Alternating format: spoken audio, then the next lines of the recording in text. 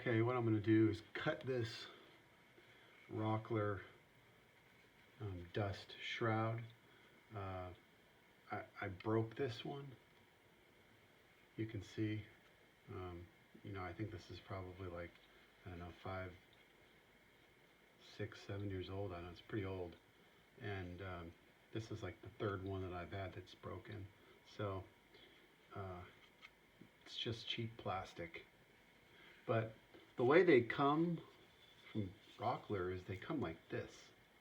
And that's great if you're doing thin, like edging, routing with like a 3/4 inch thick or 1 inch thick piece of wood.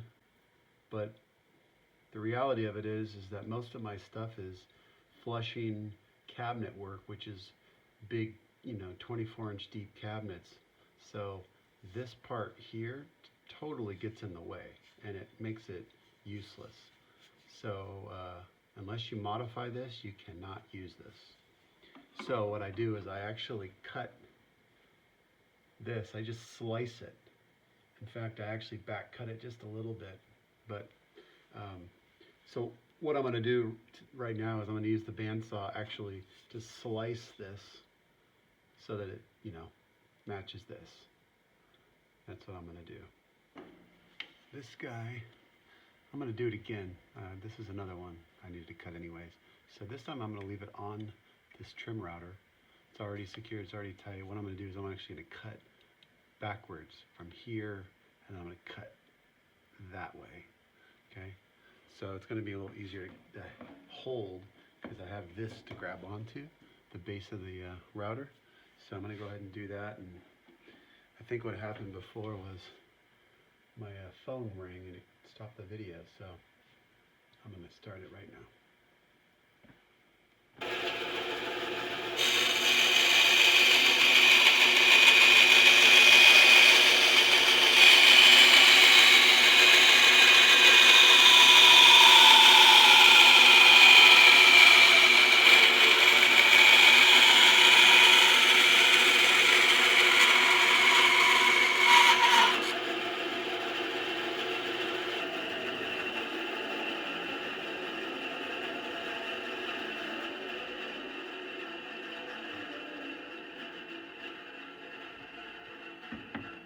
So this is going to give me a little bit of maybe about 1/4 inch, maybe to 5/16 of a depth of cut.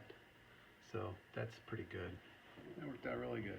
So I just sand it up like I did before. It's nice. All right, I'm going to use this oscillating spindle sander. It's the Rigid. And if you've ever used this before, it's pretty cool. If you haven't used it before, you should check them out because they're actually really cool tools to have. But right now, what I'm going to do is this has got a belt also, so I'm going to take the drum out, and all I have to do is turn this clockwise. This guy off, right? We don't need that. And I'm going to put this bad boy on, and it just slides right over.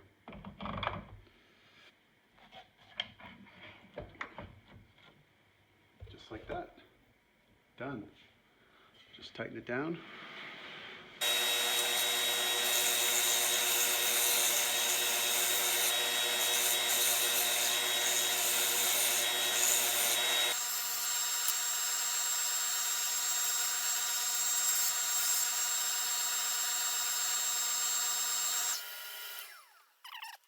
This part here, that's the part I'm going to have to do handheld with my belt sander going perpendicular. Be nice and tight, and that's what I'm going to do. I'm going to straighten up this part. So this is my portable belt sander. It's the Porter cable, and it's nice because it's a rubber and it's contoured, so I can use it in my hand very easily. It's got great dust collection. So this is my go-to for scribing. It's awesome.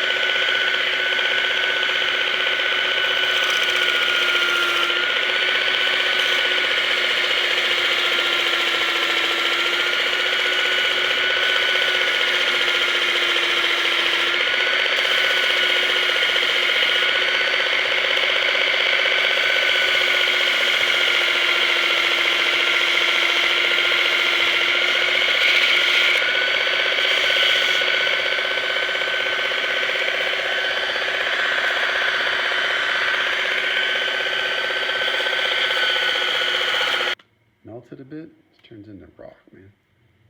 Stuff is like hard, but as you can see, it's really nice.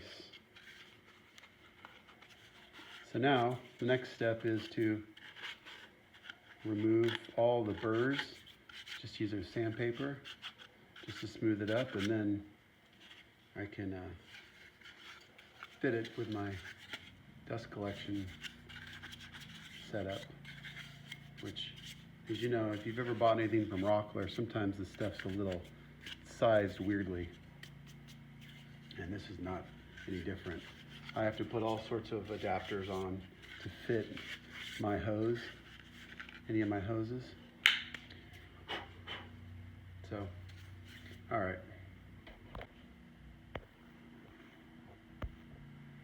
So, just going to use a little sandpaper just off my sander.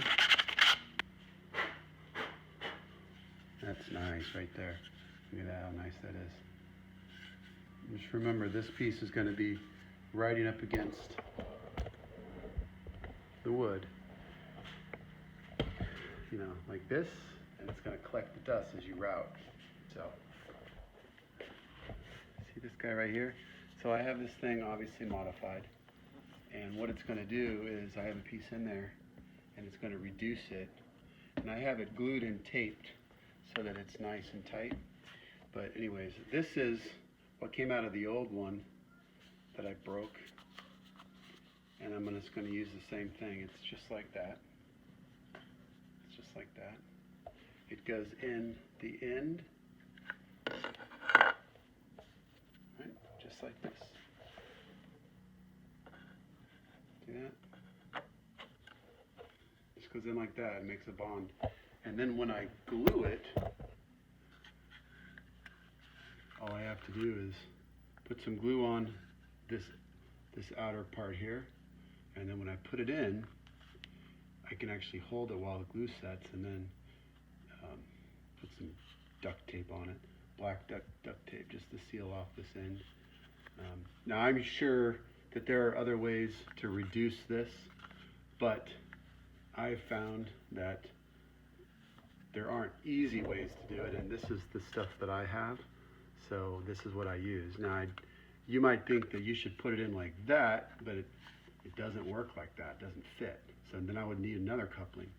Here, I put it in like that, do it a little bit different, and then what happens is that my hose goes in and actually gets stuck inside of here. So it's pretty cool actually the way it works. Alright, so how I'm going to clean it is I'm going to put 99% rubbing alcohol all over this thing and just take off all this. You know, it's got dust, it's got fingerprints. This glue, this is Rhino Ultra Tough. This stuff I used before was 2P10 and it was great.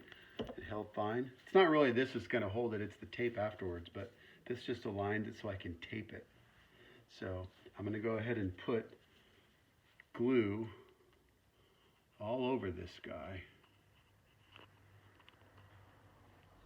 The two together, see that? How it sits right there in that little section. And then it's going to, when I'm all done, it's going to be nice and tight. So what I'm going to do is hit it with some accelerator.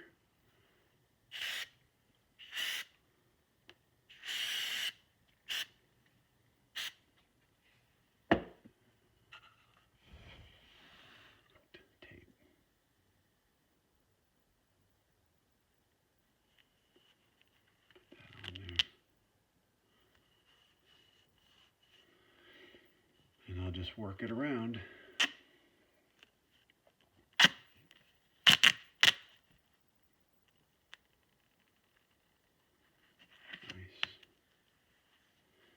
I'll just kind of go a little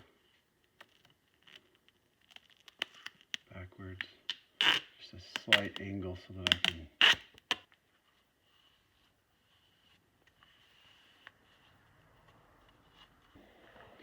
adjust those, like for instance this guy here. And I can put it right inside there. You can see, and it will actually fit right up inside, nice and tight. See, there it is right there. It also works with this one. This part here, it's stuck on here. So this goes in and it actually holds in a different area, but it's nice and tight. See that? So that's the way, man. I mean, that's like it's a double use modification to this thing, because Rockler, if you're listening, you guys need to come out with some different sizes of these guys, because they just don't work unless you have, like, I don't know what these are, 2.5-inch hoses or something. I don't know. They're huge, or maybe they're 2 1/4. It's just, I don't know who uses those. It says bearing must be at least a 1/2-inch diameter. It works with stock up to 1.5 inches thick. Well, that's 1 3/4 thick. So what we've done is 3/8. What I've done is actually created an endless thickness of material that's allowed, and I changed this 2 1/4 dust port. You know, that size is crazy. So I'm not sure which vac fits that, but mine don't. Okay, now what I'm going to do is I'm going to take this router, because this is one problem with this particular device. It has to go in a hole that is this size. And I think it's the size for like Porter cable guide bushes, but I could be wrong. This router is the only one, other than my little Porter cable trim router, that like this guy right here, that's the same size hole. So I think it's the size that it needs to be for guide bushing. But this guy here, see that little threaded part, has to go in this. It's got to have a recess, a little bit of a rabbet, a lip, because this part has to sit flush. So it's got to go in, and what you have to do on the other side is take this little tiny plastic, by the way, plastic. It's good to have plastic, because if it gets loose and falls off and hits your router bit, it breaks and your router bit doesn't. So just word of caution. These things do get loose over time, so you need to tighten them, but be careful, they are plastic. So, and they're kind of hard to tighten, I'm not gonna lie. Got to get in there, and preferably without a router bit installed. Obviously you want to make sure the thing's unplugged. Don't go sticking your hand up there if it's plugged in. And get this thing in here. Like I said, it's not the easiest thing to do. There it is. All right, so, and then what you can do is you can figure out where you want it to be, you know, positioned. So when you're using this, you're going to have the router most likely is going to be like this. So you want the front, like the logo, to be facing you. So when you put it on the workpiece, it's like this.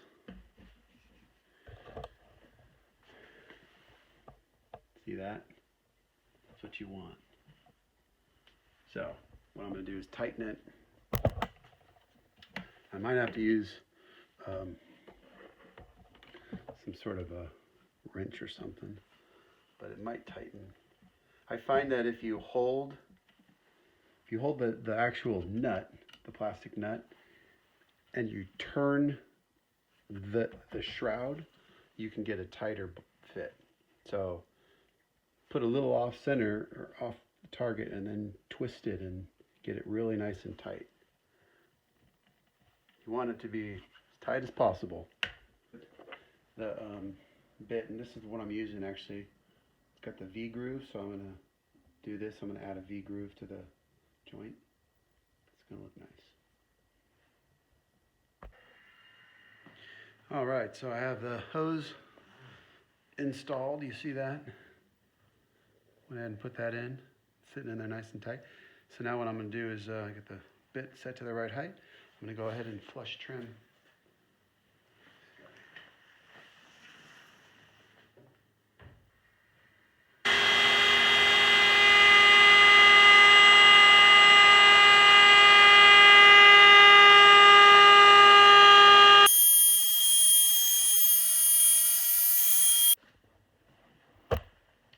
Oh, I just did that.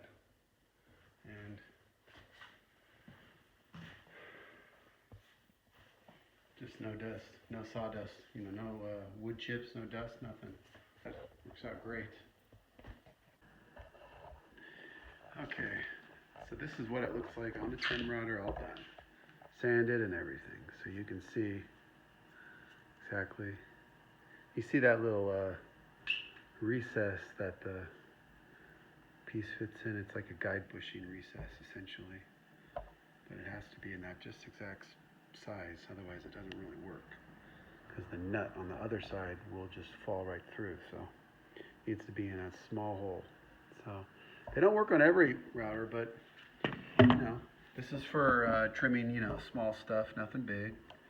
And then obviously it's just a little tiny trim router, but the other one's a little bit bigger, so yeah. Maybe somebody will find it useful.